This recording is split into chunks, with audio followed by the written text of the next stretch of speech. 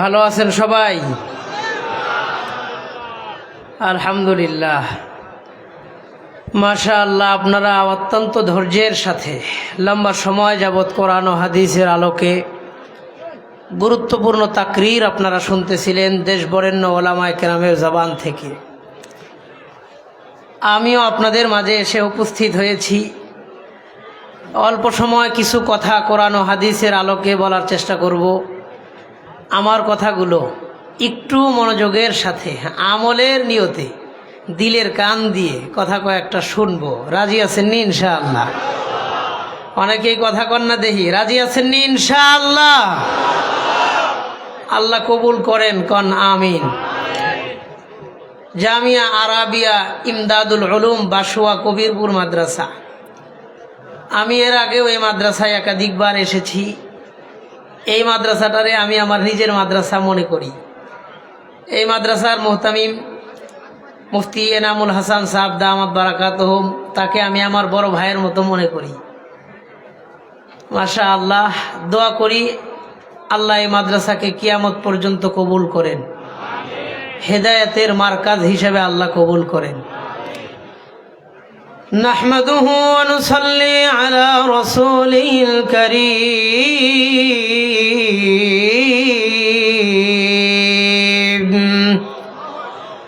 আম্মা বা'দু ফাআউযু বিল্লাহি মিনাশ শাইতানির রাজীম।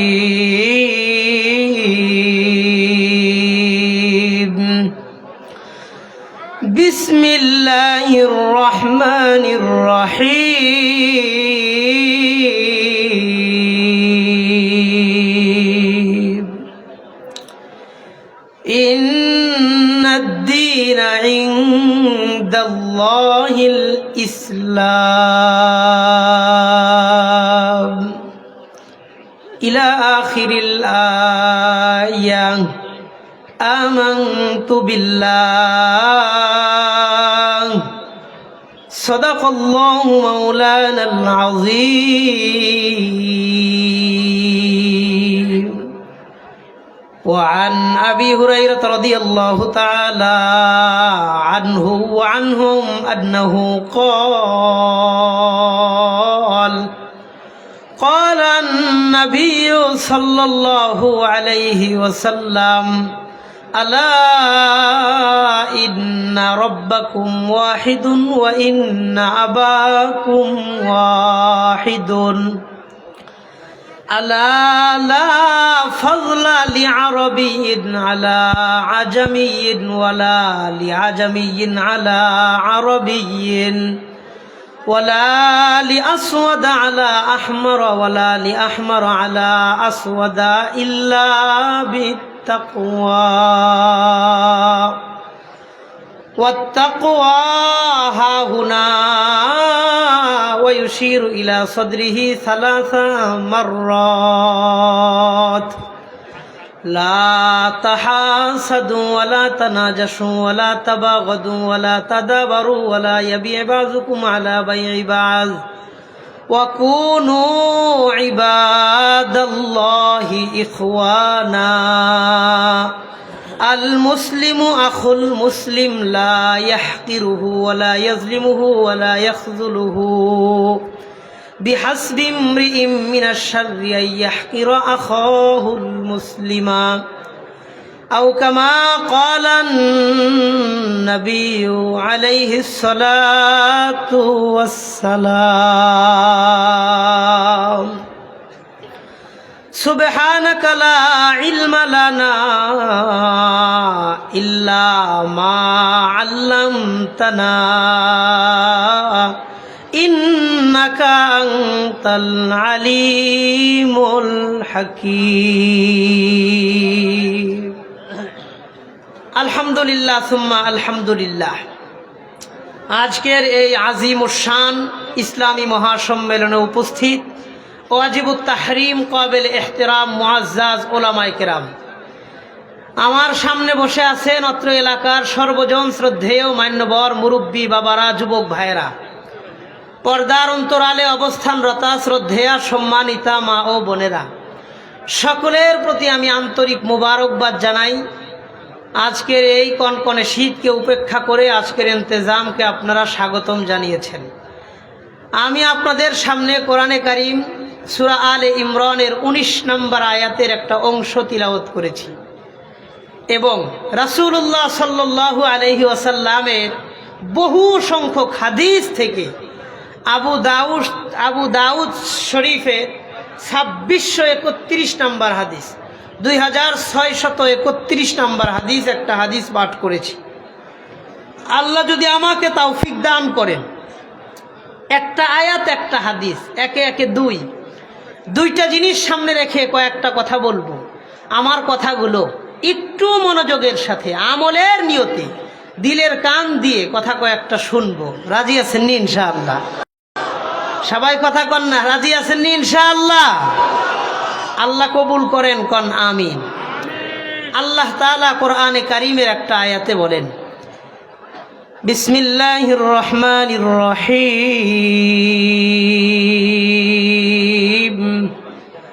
ওয়া ইন তাউদ্দু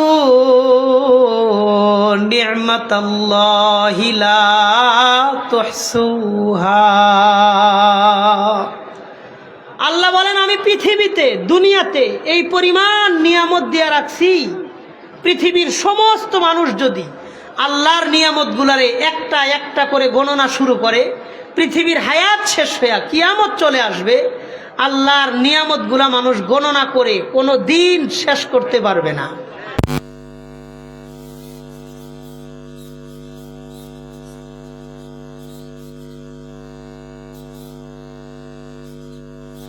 গণনা করে কোনো দিন শেষ করতে পারবে না। এই অসংখ্য অগণিত নিয়ামতের মধ্যে সবচাইতে দামি, সবচাইতে বড়, সবচাইতে মূল্যবান নিয়ামত কোনটা? এই আয়াতের ব্যাখ্যায় রাইসুল মুফাসসিরিন আব্দুল্লাহ ইবনে আব্বাস রাদিয়াল্লাহু আনহুমা তিনি বলেন, তাফসীরে ইবনে কাসিরের মধ্যে আল্লামা ইমাদউদ্দিন ইবনে কাসির রাহিমাহুল্লাহ তিনি উল্লেখ করে বলেন যে সারা পৃথিবীর মধ্যে সবচাইতে দামি, বড়, মূল্যবান নিয়ামত কোনটা? তিনি বলেন, ওয়া ইন্না মিন আকবারি নিআমিল্লাহি সুবহানাহু ওয়া তাআলা ওয়া হুয়াল ঈমান। আল্লাহ দুনিয়াতে মানুষকে যত নিয়ামত দিয়েছেন, সবচাইতে দামি, বড়, মূল্যবান নিয়ামতটার নাম হলো ঈমান। বলেন সুবহানাল্লাহ। আজকের এই মাহফিলে আমরা যারা আইছি বইছি, বলেন তো আমাদের সবাইকে ঈমানের মতন মহা দৌলত দিয়া দুনিয়াতে একটা মুসলিম পরিবারে আমারে আপনারে পাঠাইছেন কে? আল্লাহ। কোনদিন আমি আপনি আল্লাহর কাছে ঈমান চাইছিলাম? একটা দরখাস্ত লিখছিলাম? মায়ের পেটে থাকা অবস্থায় একটা ফর্ম পূরণ করে আসছিলাম? না, শুধুই দয়া করে, মায়া করে, ভালোবেসে, মোহাব্বত করে আমাদের মতন অযোগ্য গুনাহগার মানুষকে ঈমানের মতন মহা দৌলত দিয়া দুনিয়াতে পাঠাইছেন কে? আল্লাহ তো আমরারে ঈমান দিয়েছে, আমরাও পাইছি। এখন এই ঈমানটা নিয়ে কবর পর্যন্ত যাওয়ার দরকার আছে না নাই? আল্লাহ ঈমান দেওয়ার পরে যদি আমি ঈমানটা নিয়ে কবরে যাইতে না পারি, হাসরের মাঠে মুমিনের কাতারে নিজেরে যদি দাঁড় করাইতে না পারি, সম্পূর্ণ দোষ দায়ভার আমাদের। এখানে আল্লাহর কিচ্ছু করার নাই। কথা বলেন?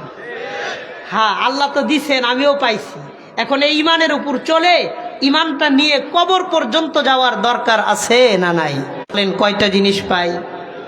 এক নাম্বার, দুনিয়ার জীবনটা ঈমানওয়ালা জীবন হয়েছে, মরণের সময় ঈমান নিয়ে কবরে যাইতে পারছি।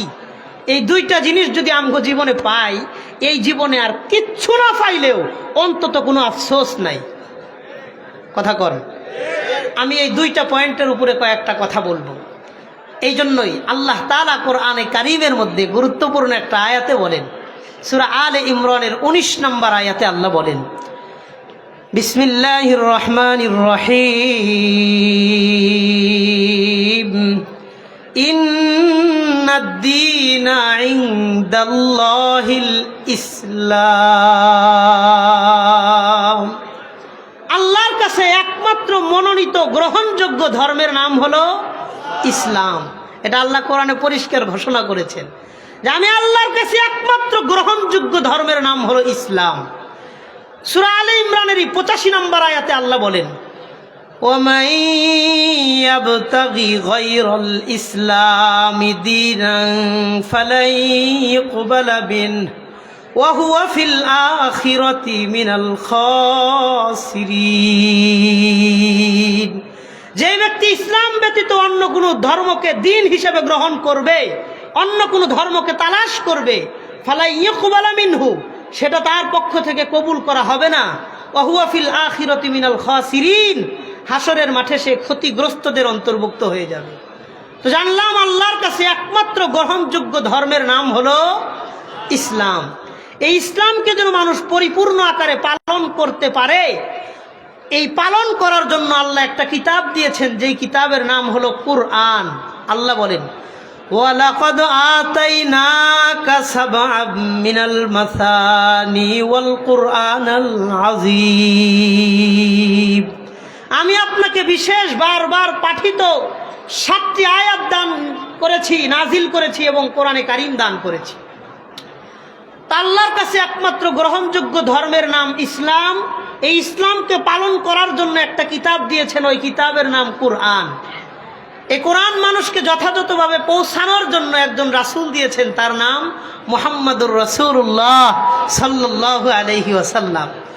নবীজি সাল্লাল্লাহু আলাইহি ওয়াসাল্লাম সারা জীবন 23টা বছর কোরআনের প্রত্যেকটা বাণী হাদিসের মাধ্যমে তার উম্মত পর্যন্ত পৌঁছায় গেছে।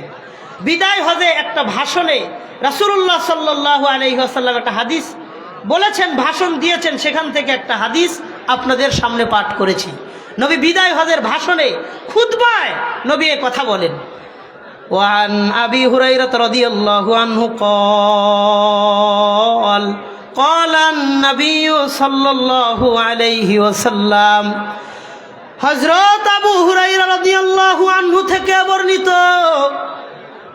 নবীজি সাল্লাল্লাহু আলাইহি ওয়াসাল্লাম বলেন, আলা ইন্না রাব্বাকুম ওয়াহিদুন ওয়া ইন্না আবাকুম ওয়াহিদুন। নবীজি বলেন, তোমরা পৃথিবীর সমস্ত মানুষ শুনে রাখো, তোমাদের রব একজন। বলেন, পৃথিবীর সমস্ত মানুষের রব কে? পৃথিবীর সমস্ত দেশের মানুষের রব কে? নবী বললেন, আলা ইন্না রাব্বাকুম ওয়াহিদুন ওয়া ইন্না আবাকুম ওয়াহিদুন। পৃথিবীর সমস্ত মানুষের রব একজন, তোমাদের সকলের বাবাও একজন। আমাদের সকলের রব আল্লাহ। পৃথিবীর সমস্ত মানুষের বাবা আদম আলাইহিস সালাম। কথা ঠিক আছে? রব আল্লাহ, আমাদের সমস্ত মানুষের সকলের বাবা আদম আলাইহিস সালাম। নবী বলেন, লা ফাজলা লি আরবিয়িন আলা আজামিয়িন ওয়ালা লি আজামিয়িন আলা আরবিয়িন। সুতরাং কোনো আরবের মানুষের শ্রেষ্ঠত্ব নাই অনারবের মানুষের উপর, কোনো অনারবের মানুষের শ্রেষ্ঠত্ব নাই আরবের মানুষের উপর। ওয়ালা ফাজলা লি আহমার আলা আসওয়াদা ওয়ালা লি আসওয়াদা আলা আহমার ইল্লা বিত্তাকওয়া। কোন সাদা চামড়াওয়ালা মানুষের শ্রেষ্ঠত্ব নাই কালো চামড়াওয়ালা মানুষের উপর, কোন কালো চামড়াওয়ালা মানুষের শ্রেষ্ঠত্ব নাই সাদা চামড়াওয়ালা মানুষের উপর, ইল্লা বিত্তাকওয়া। তবে আল্লাহর কাছে মানুষ সম্মানিত হয় তাকওয়ার ভিত্তিতে, আল্লাহর ভয় যার অন্তরে যত বেশি, ওই লোকটার মর্যাদাও আল্লাহর কাছে তত বেশি। আল্লাহর ভয় যার অন্তরে যত বেশি থাকবে, ওই লোক আল্লাহর কাছে তত বেশি মর্যাদার মালিক হবে। সে আরবের না অনারবের, কালো না সাদা, শিক্ষিত না অশিক্ষিত, এগুলার কোনো মূল্য নাই। নবী বললেন, সুম্মা তালা হাযিহিল আয়া। নবীজি কোরআনে কারীমের আয়াতটা তিলাওয়াত করলেন, ইন্না আকরামাকুম ইনদাল্লাহি আতকাকুম। তোমাদের মধ্যে যার অন্তরে আল্লাহর ভয় যত বেশি থাকবে, ওই লোকটার মর্যাদা আল্লাহর কাছে তত বেশি হবে। নবী বলেন, আলা ইন্নাত তাকওয়া হাহুনা ওয়া ইউশিরু ইলা সাদরিহি সালাসা মাররাত। নবী বললেন, তাকওয়া মানুষের অন্তরে থাকে, তাকওয়া মানুষের অন্তরে থাকে, তাকওয়া মানুষের এই জায়গায় থাকে, অন্তরে থাকে। তার মানে আল্লাহর ভয় মানুষের পোশাকের মধ্যে থাকে না, আল্লাহর ভয় মানুষের সার্টিফিকেটের মধ্যে থাকে না, আল্লাহর ভয় থাকে মানুষের অন্তরে। কোন একজন আলেম যদি জুব্বা পরে আল্লাহরে ভয় না করে, আর একজন রিকশাওয়ালা যদি আল্লাহরে ভয় করে, আল্লাহর কসম ওই আলেমের তুলনায় ওই রিকশাওয়ালার মর্যাদা আল্লাহর কাছে বেশি। কারণ আল্লাহর ভয় কারো পোশাকে থাকে না, অন্তরে থাকে। কোন কলেজ ভার্সিটির ছেলে যদি মুত্তাকি হয়, আল্লাহকে ভয় করে, আর কওমি মাদ্রাসার ছাত্র যদি আল্লাহরে ভয় না করে, অন্যায় অপরাধের সাথে জড়িয়ে যায়, ওই কলেজ ভার্সিটির ছাত্রর মূল্যায়ন আল্লাহর কাছে বেশি।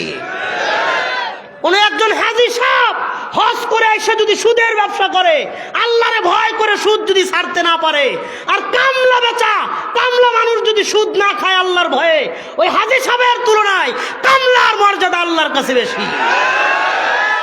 কারণ আল্লাহর ভয় মানুষের অন্তরে থাকে, কোনো পোশাকে থাকে না, কোনো সার্টিফিকেটের কাগজের টুকরায় থাকে না, কোনো দলীয় ব্যানারে থাকে না। আল্লাহর ভয় থাকে মানুষের অন্তরে। কথা কন ঠিক কিনা? এটা নবীজি বুঝায় গেছেন যে আরবের মানুষ বলেই সে সম্মানিত না। যদি সে ভয় না করে আল্লাহকে, আরবের হইলেও সম্মান পাবে না। আর যদি অনারবের হয়, আরবের বাহিরের কোন মানুষ আল্লাহরে ভয় করে, ওই অনারবের মর্যাদায় আল্লাহর কাছে বেশি হবে। এই জন্য আমরা বিবেচনা করি মানুষের পোশাক দিয়া, হে বড় জুব্বা পরছে তার মানে হে বুজুর্গ মানুষ না, ওই বড় বড় জুব্বার নিচেও শয়তান থাকতে পারে। একজন শার্ট পরছে মানে গোমরা না, ওই শার্টের নিচেও তার তাকওয়া থাকতে পারে। কথা বলেন। মানে আল্লাহর ভয় এটা পোশাক দিয়ে বিবেচনা করলে হবে না, তার অন্তর দিয়ে বিবেচনা করতে হবে। কথা কন ঠিক কিনা? নবীজি বললেন তোমরা আল্লাহর ভয় করবা, আল্লাহর ভয় পোশাকে থাকে না। মাথায় টুপি থাকলে হাজী সাহেব বাবার কোনো কারণ নয়। মুসলমানের মধ্যে হিংসা করবা না, বিদ্বেষ লালন করবা না। ওয়ালা তানাজাসু, একজন আরেকজনকে তোমরা ধোঁকা দিবা না। এক নাম্বার মুসলমান মুসলমানের সাথে হিংসা করবা না। দুই নাম্বার মুসলমান মুসলমানকে ধোঁকা দিবা না। ওয়ালা তাদাবারু, পিছনে বসে গীবত করবা না। ওয়ালা তাবাগাদু, বিদ্বেষ চর্চা তোমরা করবা না। ওয়ালা ইয়াবি বাযুকুম আলা বাই'i বায, একজনের বেচা কেনার উপর আরেকজন বেচা কেনা করবা না। ওয়াকুনু ইবাদাল্লাহি ইখওয়ানা, মুসলমান সমাজের মধ্যে ভাই ভাই হিসাবে তোমরা বসবাস করবা। আল মুসলিমু আখুল মুসলিম, একজন মুসলমান সে আরেকজন মুসলমানের ভাই ভাই। মুসলমান মুসলমানের ভাই ভাই, এটা নবীজির কথা। আল মুসলিমু আখুল মুসলিম। এরপরে নবীজি বললেন শোনো, ফালইউবাল্লিগুশ শাহিদুল গায়বা, আমি তোমাদেরকে এই 23 বছরে যে শরীয়ত তোমাদের কাছে রেখে গেলাম, আমার শরীয়তকে তোমরা মানুষ পর্যন্ত পৌঁছায় দিবা। দিনের একটা আয়াত, একটা হাদিস, একটা বাণী হইলেও তোমরা আরেকজন পর্যন্ত পৌঁছায়া দিবা। একটা আয়াত, একটা বাণী, একটা হাদিস হইলেও আরেকজনের কাছে দিনের দাওয়াত পৌঁছায়া দিবা। নবীজি এটা বলে গেলেন। তার মানে নবীজি বললেন আমি চলে যাব। তারাকতু ফিকুম আমরাইন, তোমাদের মাঝে দুইটা জিনিস আমি রাইখা চলে যাব। দুইটা জিনিস। বলেন কয়টা জিনিস? নবী বললেন তারাকতু ফিকুম আমরাইন লান তাদিল্লু মা তামাসসাকতুম বিহিমা কিতাবাল্লাহ ওয়া সুন্নাতা রাসূলি। আমি তোমাদের মাঝ থেকে বিদায় নিয়ে চলে যাব, তবে তোমাদের মাঝে দুইটা জিনিস রেখে যাব। তোমরা যতদিন পর্যন্ত এই দুইটা জিনিস ধরে রাখবে, কিয়ামত পর্যন্ত তোমাদেরকে কেউ গোমরা করতে পারবে না। এক নাম্বার কিতাব আল্লাহ, আল্লাহর কোরআন তোমাদের মাঝে রেখে গেলাম। দুই নাম্বার সুন্নাত রাসূলি, আমি নবীর সুন্নত হাদিস তোমাদের মধ্যে রেখে গেলাম। আমার আয়াত আর হাদিস তোমরা অন্য মানুষ পর্যন্ত পৌঁছায়া দিবা। তোমরা আরেকজনদের কাছে, যারা উপস্থিত নাই, অনুপস্থিত মানুষের কাছে পৌঁছায়া দিবা। নবীজি সাহাবায়ে কেরামদের কাছে দায়িত্ব হস্তান্তর করলেন যে আমার এই রিসালতের দায়িত্ব তোমরা পালন করবে, আমি চলে যাব। এরপরে সাহাবায়ে কেরাম দিনের এই দাওয়াত, কোরআন আর হাদিস পৃথিবীর পথে প্রান্তরে আনাচে কানাচে কিভাবে পৌঁছায় দিয়েছেন। আমি একটা কিতাব থেকে শুধু একটা সামারা আপনাদেরকে শোনাই। তারিখুল ইসলাম শাহ নুজিবাবাদী রহিমাহুল্লাহ, ইতিহাসের একটা বিশাল বড় কিতাব। এই কিতাবের 3 নম্বর খণ্ডের 34 নম্বর পৃষ্ঠায় তিনি বলেন, নবীজি যখন দায়িত্ব দিছে যে আমার এই রেখে যাওয়া দিন তোমরা পৃথিবীর আনাচে কানাচে পৌঁছায় দিবা, তোমাদেরকে এই দায়িত্ব দিয়ে গেলাম। উকবা বিন নাফি রাদিয়াল্লাহু আনহু 22 বছরের তাগড়া নওজোয়ান এক সাহাবী, 22 বছর বয়স, 22। তিনি বিদায় হজে মক্কা থেকে হিজরত করে আফ্রিকা মহাদেশে চলে আসলেন। নবীজি দিনের দাওয়াত দিতে বলেছেন, দিনকে আমানত হিসেবে দুনিয়াতে রেখে গেছেন, এই আমানত পৌঁছাইতে হবে। 22 বছরের একজন নওজোয়ান সাহাবী উকবা বিন নাফি রাদিয়াল্লাহু আনহু আফ্রিকা মহাদেশে আসছেন।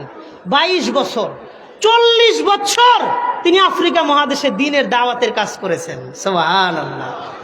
কই মক্কা মদিনা, কই আফ্রিকা, 40 বছর দিনের দাওয়াত দিয়েছেন। 40টা বছর, 22 বছর বয়সে হিজরত করছেন, 40 বছর ওইখানে গিয়ে দাওয়াত দিয়েছেন। ওনার বয়স কত কথা বলেন? 62 বছর বয়সে পুরা আফ্রিকা মহাদেশে তিনি 40 বছর দাওয়াত দিয়েছেন। এই জন্য সারা বিশ্বের যত মহাদেশে যত মসজিদ আছে, আফ্রিকা মহাদেশে আজ পর্যন্ত মসজিদের সংখ্যা বেশি। এমন ছোট ছোট বহু দেশ আছে 99% 100% মুসলমান। তারা একজন সাহাবীর কোরবানির বদৌলতে 40 বছর তিনি আফ্রিকা মহাদেশে দিন প্রচার করলেন। যখন বয়স 62, বৃদ্ধ হয়ে গেছে, আফ্রিকা মহাদেশের ঠিক পশ্চিম পাশে আটলান্টিক মহাসাগর, সুবিশাল মহাসাগর আটলান্টিক মহাসাগর। যে আটলান্টিক মহাসাগর এক পাশ থেকে আর এক পাশে বিমান দিয়ে যাইতে সময় লাগে 8 ঘন্টা। কয় ঘন্টা? বাংলাদেশের শাহজালাল আন্তর্জাতিক এয়ারপোর্ট থেকে সৌদি আরবে যাইতে সময় লাগে 6 ঘন্টা। আটলান্টিক মহাসাগরের পূর্ব পাশ থেকে পশ্চিম পাশে বিমান দিয়ে যাইতে সময় লাগে 8 ঘন্টা। এই সুবিশাল মহাসাগর বানাইছেন কে? তিনি আটলান্টিক মহাসাগরের কিনারায় ঘোড়ার উপরে বসা, ঘোড়ার পাও দুইটা সামনের পানির মধ্যে নামায় দিছে সাগরের কিনারায়, ঘোড়ার লাগামটা ধরছে, হাতের মধ্যে নিয়ে বলে, আল্লাহ ফালাউ ইন্নী কুনতু আহাদান আ'লামু আহাদান আন্না ওয়ারাআহু আহাদা। আল্লাহ, আমি যদি জানতাম এই আটলান্টিক মহাসাগরের ওই পারে একজন মানুষ আছে, এটা যদি আমি জানতে পারতাম, এনিহাও যে কোনোভাবে এই সাগর পাড়ি দিয়া আমি ওই এক ব্যক্তির কাছে কালিমার দাওয়াত পৌঁছানোর জন্য চলে যাইতাম। ওই সময় পৃথিবী প্রযুক্তিগত এত উন্নত ছিল না, নিজের আশপাশটারাই নিজের দুনিয়া মনে করত। এই আটলান্টিক মহাসাগর পাড়ি দিলে 8 ঘন্টা বিমান দিয়ে গেলে পরে হয় আমেরিকা। আটলান্টিকের ওই পারে আফ্রিকা, আটলান্টিক সাগর পাড়ি দিলে হয় আমেরিকা। তিনি এই সাগরের কিনারায় গিয়া বলে, আল্লাহ, আমি যদি জানতাম এই সাগরের ওই পারে একজন মানুষ আছে, একজন, 8 ঘন্টা বিমান দিয়ে যাইতে লাগে, কয় আমি যে কোনো ভাবে এই সাগর পাড়ি দিয়া ওই পারে গিয়া ওই একজনের কাছে কালিমার দাওয়াত পৌঁছানোর জন্য চলে যাইতাম। চনাচে তিনি তো আর সাগর পাড়ি দিতে পারেন নাই, তিনি সেই জায়গায় মারা গেছেন। আটলান্টিক মহাসাগরের ঠিক পূর্ব পাশে মদিনাতুল আসিফি নামে একটা শহর আছে।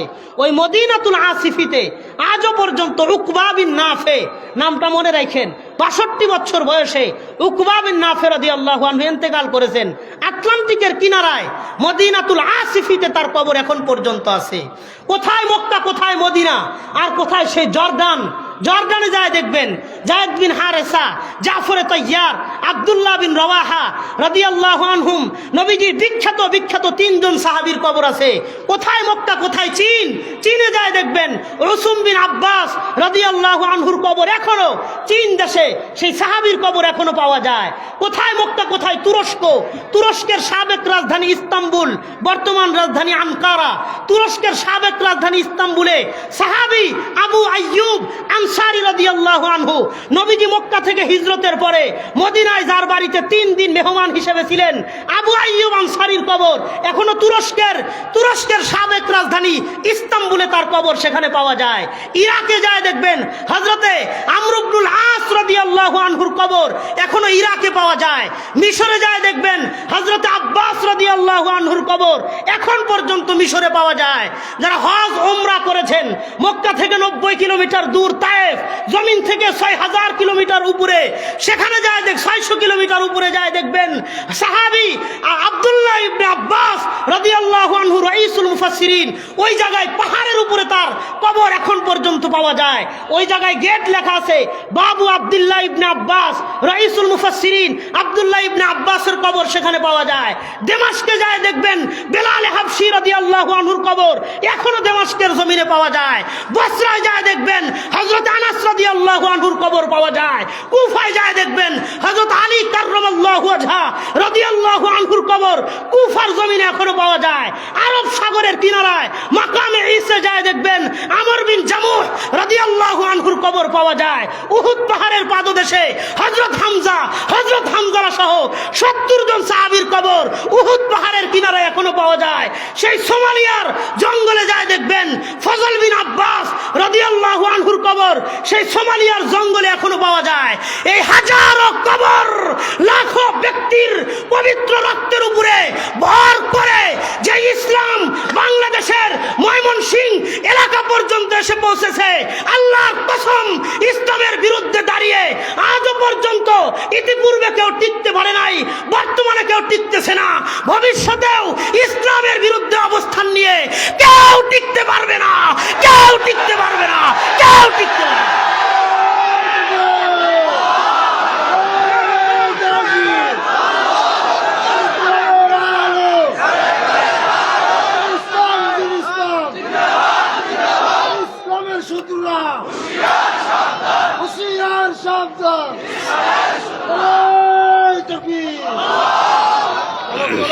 নারে তাকবীর,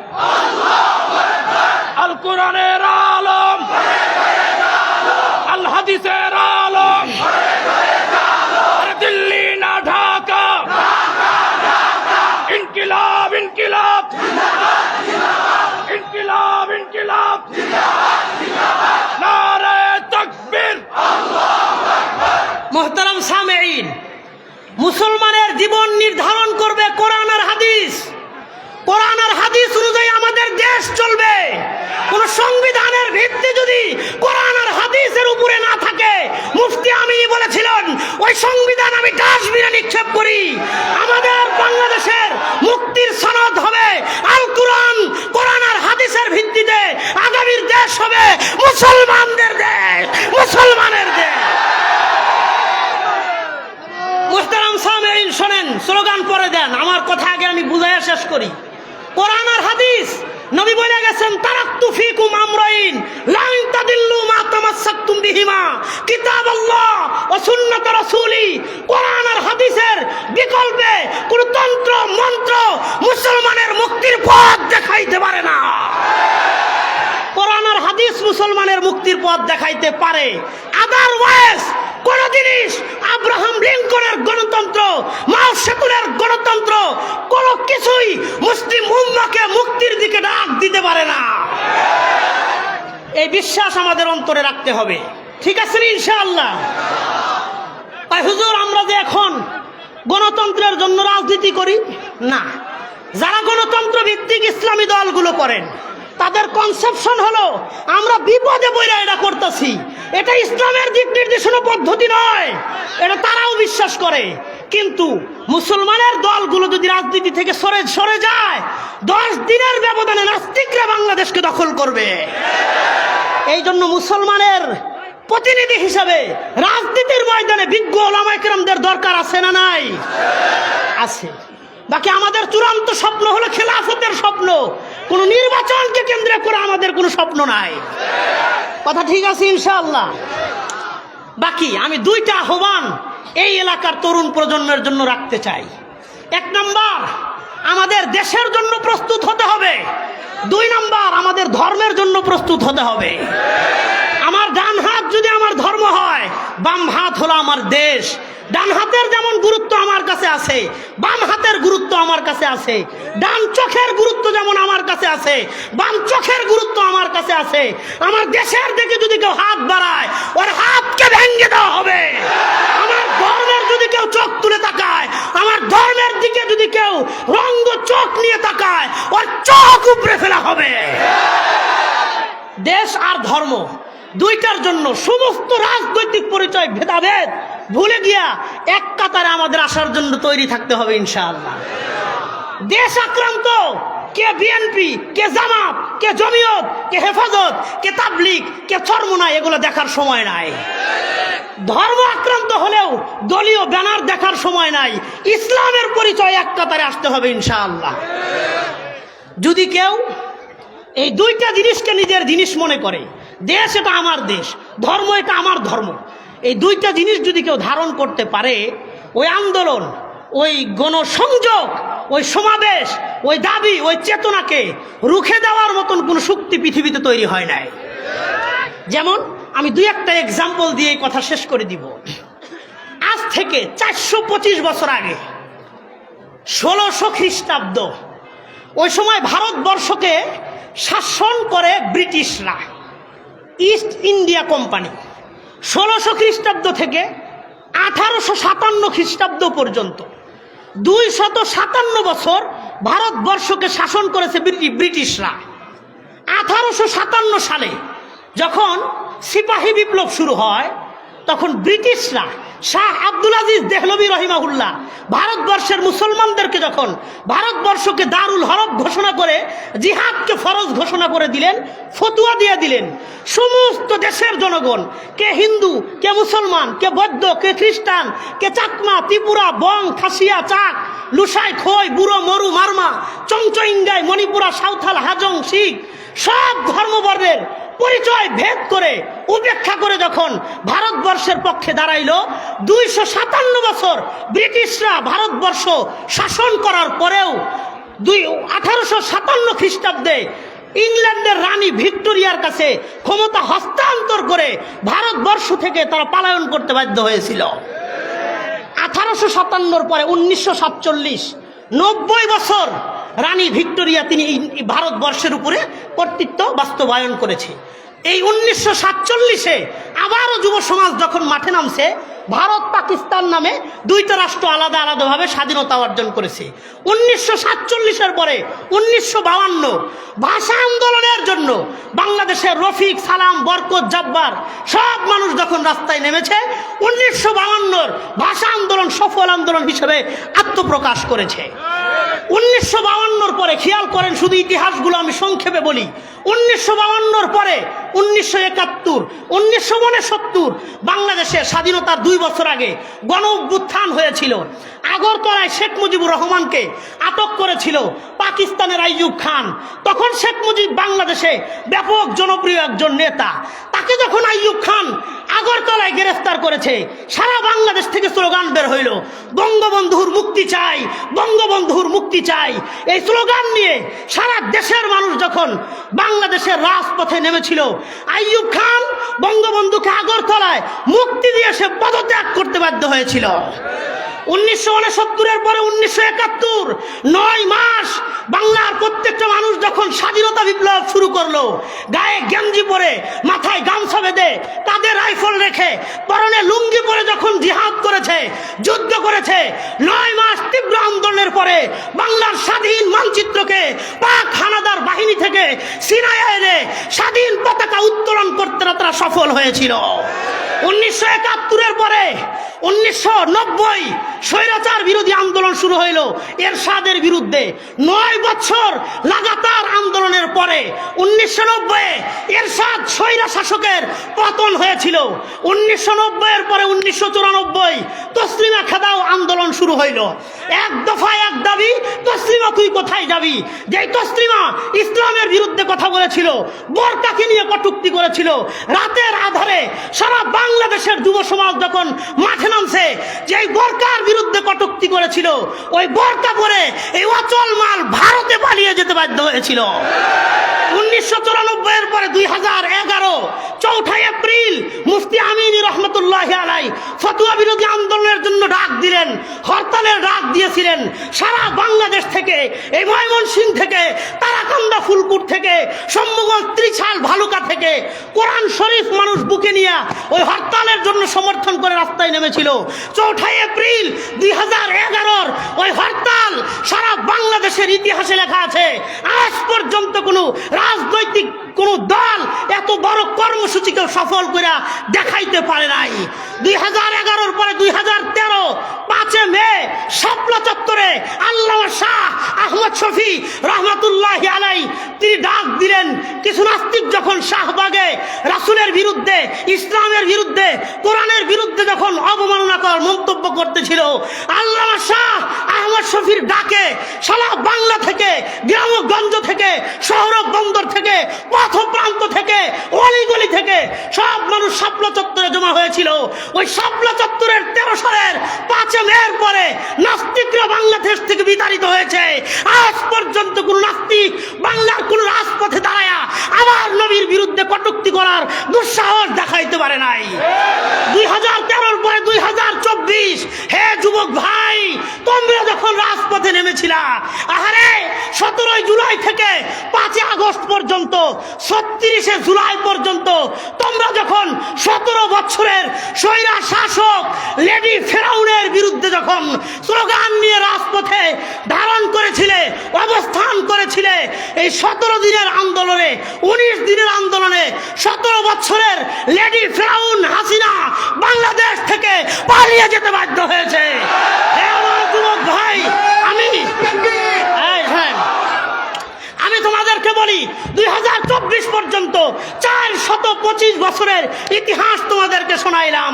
আগামীতে তোমরা স্বপ্ন দেখো, কলেজ ভার্সিটির যুবকেরা যদি সাবিলুনা সাবিলুনা আল জিহাদ আল জিহাদের স্লোগান বুকে নিয়ে যে কোনো কুফরি রাষ্ট্রের বিরুদ্ধে স্লোগান দিতে পারো, আমি বিশ্বাস করি আমেরিকার ওয়াশিংটন ডিসির উপরে, দিল্লির লাল কেল্লার উপরে, কুতুব মিনারের উপরে কালিমার পতাকা পতবত করে উড়বে।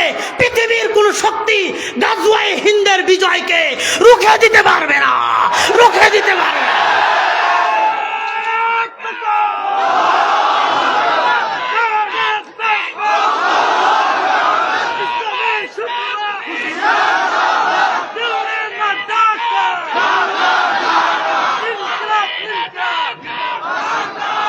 মোহতারাম সামেঈন, শোনেন, 54 বছরে আমরা গণতন্ত্রের মাধ্যমে ইসলামের খেদমত করার চেষ্টা করেছি। সর্বশেষ একটা সুযোগ আসছে, আমরা এবারও চেষ্টা করব, জান প্রাণ দিয়ে চেষ্টা করব আলেম ওলামায়ে কেরামকে ক্ষমতায় নেওয়ার জন্য। কারণ হলো 54 বছরে আমরা একজন আলেমকে প্রধানমন্ত্রী বানাইতে পারি নাই। ইনশাআল্লাহ আমরা চেষ্টা করব ইসলামের পক্ষের শক্তির জন্য। যদি ব্যর্থ হই, আমরা আপনাদেরকে আহ্বান জানাবো, জিহাদের চেতনায় বিশ্বাসী হয়ে খেলাফত কায়েমের জন্য রাজপথে নামবো। ভারতকে পরোয়া করার সময় বাংলাদেশের তাওহীদি জনতা থাকবে না। বাংলার স্বাধীন সার্বভৌমত্ব দেশের মধ্যে বসে যারা ভারতের দালালি করবা, এই প্রথম আলো, এই ডেইলি স্টার তোমাদেরকে সাবধান করে দিতে চাই। বাংলাদেশের মধ্যে বসে তোমরা পত্রিকা চালাইলে দেশের দালালি করতে হবে, ভারতের দালালি করতে পারবা না। শরীফ ওসমান হাদিকে যারা হত্যা করেছো, তোমাদের যদি বিচার এই জমিনে না হয়, হাজারো হাদি তৈরি হবে, ইনকিলাব জিন্দাবাদের স্লোগান নিয়ে রাজপথে নামবে। হাদিদেরকে কেউ ঠেকাইতে পারবে না, কেউ ঠেকাইতে পারবে না।